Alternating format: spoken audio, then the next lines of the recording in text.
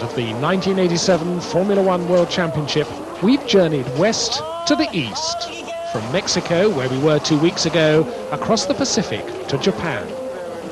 It's 10 years since the Japanese last had a chance to watch Grand Prix cars go into battle, when the season used to end at the Mount Fuji track. But this is the Suzuka circuit near Shiroko, and so great has been the local interest that intending spectators have had to draw lots for the right to purchase tickets. For championship leader Nelson Piquet, it's a crucial race. This weekend could clinch his third world title. Only his Williams teammate Nigel Mansell can catch him now, and to do it, Mansell must win. Ayrton Senna can still pass Mansell on points for second in the championship. He wants to shine here in front of Honda. And the outgoing champion Alain Prost is now looking for his 29th Grand Prix victory in the tag-powered McLaren, while his teammate Stefan Johansson has to leave the Ron Dennis team at the end of this season and is now hunting for a drive. Of the rest of the championship top 10, Ferrari man Gerhard Berger has led 2 of the last 4 Grand Prix. And little Teo Fabi, rumoured to be leaving Formula One altogether after Australia. Ever cheerful, Fabi's Benetton teammate, Thierry Boutsen. Ferrari faithful Michele Alboreto, who scored Maranello's last Grand Prix win more than 2 years ago. And the underrated Eddie Cheever, looking for a good result with the Arrows. This weekend there's a new face, the Brazilian Roberto Moreno, taking over the normally aspirated AGS from Pascal Fabre.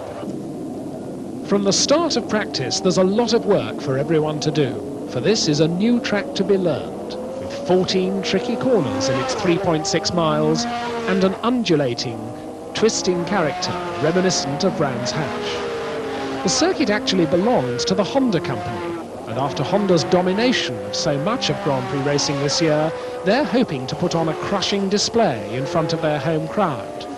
No doubt they're also hoping that Nelson Piquet, who will stay with Honda Power next year by going to Lotus, will be able to take the World Drivers' title here. But whatever happens, they know the championship is bound to be won by a Honda-powered driver. The one man who doesn't need to learn the track is, of course, the Lotus number 2, Satoru Nakajima. So let's do a lap with him.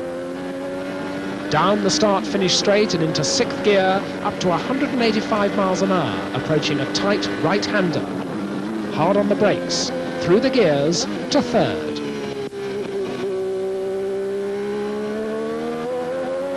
Briefly 4th, then 3rd again for a series of 4 curves, left, right, and then again left and right. On the power again, up to 4th for an uphill left-hander. Quickly into 5th, and we're approaching the double apex Degner curve. 1st apex. 2nd apex. Then it's under the bridge where the track crosses itself and up to 165 miles an hour. Round a right-hand curve before a very tight bottom gear hairpin left. Hard acceleration up through the gears. The right-hand sweeps that follow are taken flat in 5th and then flat in 6th. And then we're approaching spoon curve along 3rd gear left-hander.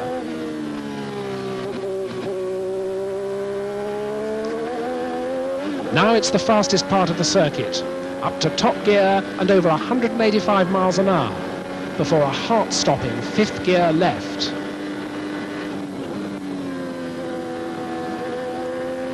Almost at once, it's down to bottom gear for the chicane. Up the curb on the right, then on the left, and hard on the power, back up the gearbox again. As we cross the line, we've taken 104 seconds to do 3.6 miles, an average speed of 126 miles an hour. And now comes the shock of the weekend. In Friday qualifying, Nigel Mansell is going for pole when in the S-curves behind the pits, he loses the Williams Honda. Landing from that tremendous impact is what does the damage. Mansell is in agony in the cockpit. He releases the steering wheel, but can't get out. Frank Williams waits anxiously for news in the pits, as the marshals tend to Mansell, who is grimacing with pain. What happened was that Mansell clipped a curb on the previous right-hand corner. The car ran wide coming out and got onto the dust on the outside. It spun at once and went backwards into the tyre barriers. That flipped it up in the air, and the car almost turned over, but then landed with sickening force once, twice. Mansell has no broken bones, but with severe internal bruising, he's out of the race. Nelson Piquet knows that for the third time in his career, he is the champion of the world. And as Mansell is helicoptered to hospital, his car returns on a truck. Nelson, world champion for the third time, but how do you feel about winning it in this way? Well, it doesn't make any chance. Oh, sorry, it doesn't make any change because and I don't win today the championship, and I don't win because Nigel stopped. I win because I'm 12 points in the lead. It's still two races to go, and I win because I collect a lot of points this year. I was very consistent, and everything apart. I had a lot of problems. Everything worked well for me. Does this championship give you as much pleasure as your last two? Well, I think the second championship was the best for me because I won in 81. I did all development in 82 for new engine and a new car, and I came 83 with a lot of problems in the beginning. The car was getting stronger. We developed the car with the BMW. It's coming, and after everything came through. This one was good after losing last year with Honda. Was very disappointed for Honda. Honda being very, very strong the last 2 years. But I have a very, very big competition, the team that make we lose the championship last year. I think the management of Williams was, in my opinion, was not right because we lost last year. This year we didn't lose because McLaren was not strong enough, and they stopped in 2 or 3 races with mechanical problem. If they didn't stop, it would be the same problem in the end of the year again, and we could lose the championship again. But I done a lot of work that I didn't use, like the axle suspension. I done many kilometers, and after 3 races they stopped with the car, and we came for the normal car again. So a lot of things that was very suffering the championship, and in the end everything came through all right. But anyway, it was a lot of work. And what about that accident at the beginning of the year? How badly did that affect you?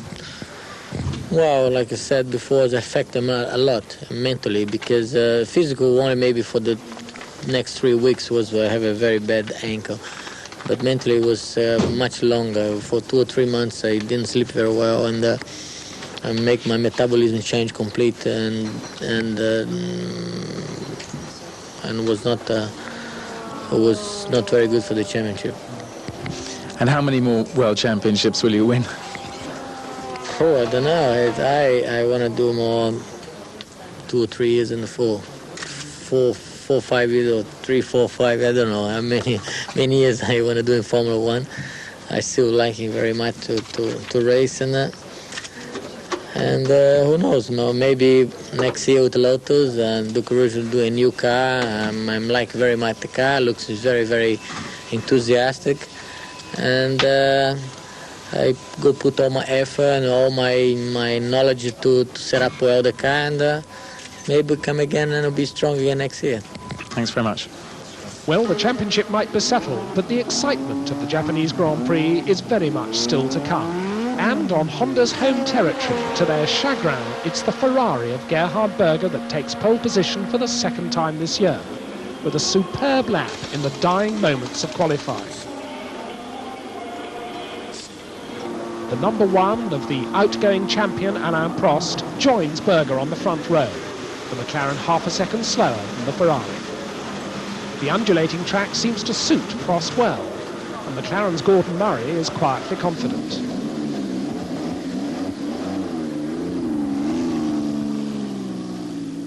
Thierry Boutsen, having held pole for much of the final session, ends up only third fastest, but he's pleased enough with that. Thierry, third on the grid. First of all, is that your best grid position this year? Yes, it is. Ever in Formula 1, yeah. So you're pleased with it? Yeah, sure. It could have been a little bit better because I had a few problems with the traffic, and I'm reasonably happy. Could it have been pole position? No, I don't think so, because Gerhard was very, very quick in the end. I had pole position until I think 10 minutes before the end, or even 7 minutes before the end, but Prost and Berger were just a little bit quicker than me, and I could not repeat my time, I could not improve my time, so that was it. How many times have you driven here before? I've been here 5 times for Formula 2 races. My best result was second place behind Nakajima. And how has it changed since those days? It's 100% changed. Everything has changed. I mean, some part of the circuit is still the same, but safety has improved tremendous lot, and some corners have changed as well. I mean, there are 1, 2, 3, 4 new corners around. It's very different, and also I've been here 5 years ago, so I forgot most of it. So no real knowledge of, it hasn't helped you really? Not at all, no, because the very important corners are not there anymore. It's I mean, they replaced one by a chicane. Another one was a very nice right-hand corner. They put 2 slow corners into it, so it's a different circuit, but it's okay. It's a very good circuit. What about in the race? We've seen you leading in Mexico 2 weeks ago. Can you do it again here and all the way? It's going to be difficult here, like it was difficult in Mexico. It was impossible for me to lead until the end of the race, unfortunately, and we'll see here. I started from 4th position in Mexico and 3rd here. I can only improve. They say this is going to be a fuel consumption race. How is the fuel consumption of the Ford engine these days? It's getting better and better and better all the time. Whether it's going to be enough, I don't know. I mean, I think everybody will have problems with the fuel consumption. It's going to be a very, very long race, very difficult to finish. 4th on the grid, further underlining Ferrari's return to competitiveness, is Michele Alboreto, but he's disappointed not to be joining his teammate on the front row. Michele, first for Gerhard, 4th for you. Are you pleased with your grid position? Yes, because the second row is okay for the race, but our car can be in the first row with both drivers, so I'm not very, very happy. What was the problem in qualifying then? Something wrong in the fuel pump. I finished the fuel in my good lap. Aha, you ran out of fuel at the end? Yeah, I make my best lap without engine. Well, that's not bad, so you could have been a lot better off. Yeah, I know, but the race is today. How do you like this circuit? You're seeing it for the first time, I think. Is that true? Yeah, it's the first time, and I like so much this track because it's very good for the driver. I enjoy to drive inside here. It's very, very difficult. Some good fast corners. Which is the most difficult part? I think the S just after the street lane, after the pits. I think it's very, very, very difficult. And then overtaking places here? Not easy, because all the corners are without a big braking, so there is not one very good place to overtake. Just if the car in front make a mistake, you can overtake in the street lane, but it's very difficult. And what about your chances of taking the checkered flag today? You've only finished 2 races this year. I know, it's a good question, but that's the sport. There is one wrong here, and I hope to finish well these 2 races. So, to Honda's embarrassment, they have no cars on the front 2 rows. The newly crowned world champion, Nelson Piquet, has had various delays getting the Williams set up to his liking. But he's not happy with suggestions in the local press that now the title is his, he's not pushing himself so hard. The other Benetton of Teo Fabi has also qualified well, 6th fastest, although he's complained of being delayed by traffic when he was setting his best lap. The Ford V6 engine has an improved electronic mapping for its engine management system. Back in a depressing 7th place is Ayrton Senna with the Lotus Honda. His practice problems included a broken drive shaft on Friday and running out of fuel on Saturday.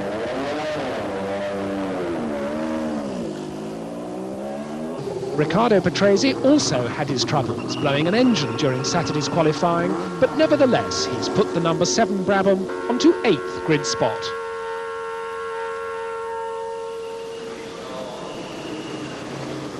The other McLaren of Stefan Johansson blew a turbo on Friday, and he's complained of a tightening engine during qualifying. But like Prost, he's quietly confident for the race. And the other Brabham, Andrea De Cesaris at the wheel, has survived an erratic incident over the curbs which damaged the underside of the car on Friday. But the crowd's favourite at Suzuka, and a creditable 11th fastest in the second Lotus, is of course their own Satoru Nakajima. Nakajima-san, a lot of pressure on you here, I think, this weekend. Is that true? Yes, here up there, every day, every after practice, many journalists and big pressure for me. Do you feel it a lot? Yes, I think.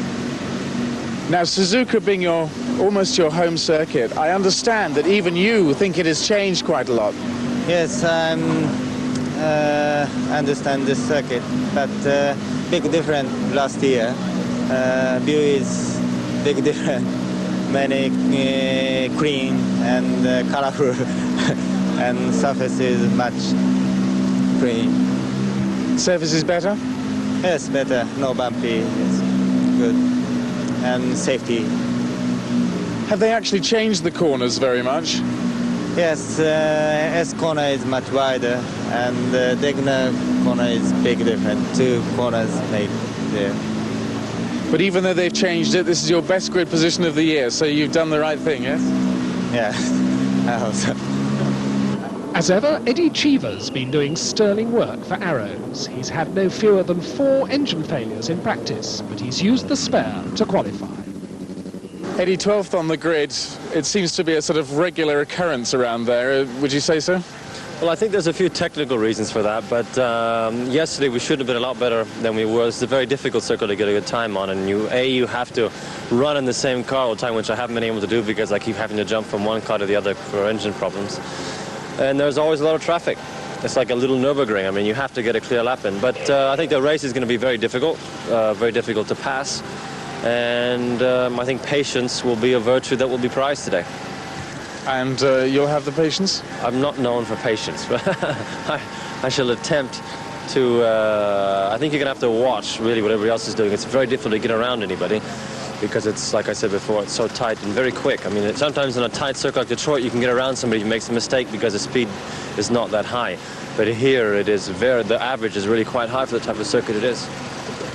You've had a lot of engine problems, although the last few races it's been very reliable, in fact. What's gone wrong this time? Well, in all fairness, I think some of the engine problems I've had here have been down to driver. I mean, there's a lot of corners where you rush up. There's one corner you rush up in 6th gear at maximum speed, and you have to brake down to 1st. And one thing our engine does not like is being revved under braking. So I think I'm overdoing a little bit there. I think we're actually maybe at the end of the season. You know, the equipment is not quite as fresh as it should be. We're using the blocks a little bit too long. The problem we have is that the block of the engine moves around. Although it's quite a good engine when one considers how old it is. I mean, it has certain limits, and one of the limits that it has is the longevity of its blocks. So you should have been higher up on the grid. What about for the race today? How does the car feel for that? Good, good. Like I said, the car's been quite competitive this weekend. The time didn't come. But I think everybody else is also capable of over-boosting or going past the 4-bar limit, which is something that we haven't quite figured out how to do yet. But today there's a fuel consumption problem as well, isn't there? Today there's a fuel consumption problem, there's a tire wear problem, there's a traffic problem. There are lots of things. I mean, it's going to be, the race could be won or lost in the pits. If your pit crew is good, then you might even have to come in for the tires 3 times or 2 times. So today they'll have an even more important job than they normally do. One of the more difficult races of the year then? Although it's only 52 laps, I'd say that physically this might end up being the most difficult race of the year. Although fortunately quite a cool day. Yes, and don't forget we've all been living on Japanese food for 5 days, which we're not used to, so I think 52 laps is going to be quite an effort.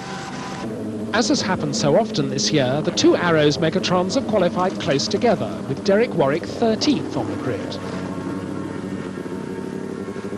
Alessandro Nannini is once again deceptively quick, with the Minardi to be 14th. After this race, he's due a test drive with Benetton. Then come the two Zaxbys, which all year have had only one finish in the points. Martin Brundle is hoping for better things here in Japan. While Christian Danner would just like to finish the race, although he scored no points at all this year.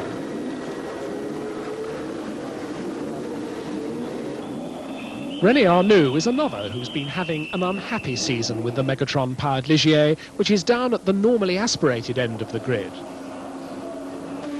And the fastest non-turbo this time is Philippe Alliot's Lola. The normally aspirated cars have their own championship, of course. And Jonathan Palmer could clinch it this weekend if he can beat his Tyrrell teammate Philip Streff. But it's Ivan Capelli in the bright green March who's next up, and he can often provide a wild card. Adrian Campos, the Spaniard, is back on the 11th row of the grid, almost 3 seconds slower than teammate Nannini. Next to him is the rising Frenchman Yannick Dalmas, Philippe Alliot's new teammate.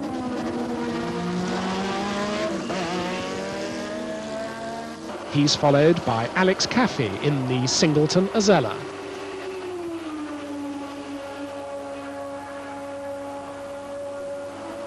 With Caffey on row 12 is another Italian, Piercarlo Ghinzani, with the Ligier. That team is very short of engines for these last two races.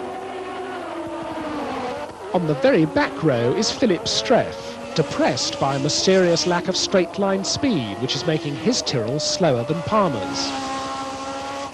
Nigel Mansell's misfortune does little Roberto Moreno a good turn. He is 27th to qualify with the AGS and scrapes in when Mansell is withdrawn. Roberto, this is going to be your first Grand Prix race, but in fact you've already tried to qualify for a Grand Prix before, haven't you? When was that? I was in 1982 with in Zandvoort with the Lotus, and I failed to qualify there. But I wasn't really prepared for Grand Prix racing at the time. So what have you been doing since then? I've been racing Formula 3, I've been racing Formula Atlantic, Formula 2, and latest 3000. I've done some IndyCar races in America. I've been here and there, wherever I could get a drive, because I had a hard time finding sponsors, so I was just going where I could find a drive free. So just about everything except for Grand Prix racing? Yeah, I think so. I think you're right. Now, how did you get this AGS drive then? Well, after a race in Monza, they had some problems to qualify there. We went testing. We improved the car a little bit. If you recall, the car used to always qualify 26, but always 3 or 4 seconds slower than the man in front of them. And we went and did some testing. We improved the car. We made the car a bit more balanced and easier to drive. And we were able to, now we are still 26, but we are only a couple of tenths from the man in front of us. So the car has improved a lot. But the car, if you look at it, it's a car made in 1985. It's an old Renault car, which is just being put in a Cosworth engine in the back of it. The suspension is not made for the fluid to work as a ground effect, and the car is not very sensitive to downforce. It doesn't have a lot of downforce in it, and it's not sensitive to right height changes. So we are able to have a car which is balanced, but not with the amount of downforce the other ones have. But you've been able to at least make your Grand Prix debut, and also at a race where your good friend Nelson has become world champion. Well, I'm very pleased for Nelson and very pleased for me as well that I'm starting my first Grand Prix. And hopefully for next year we'll have a complete new car, and we can dispute some positions.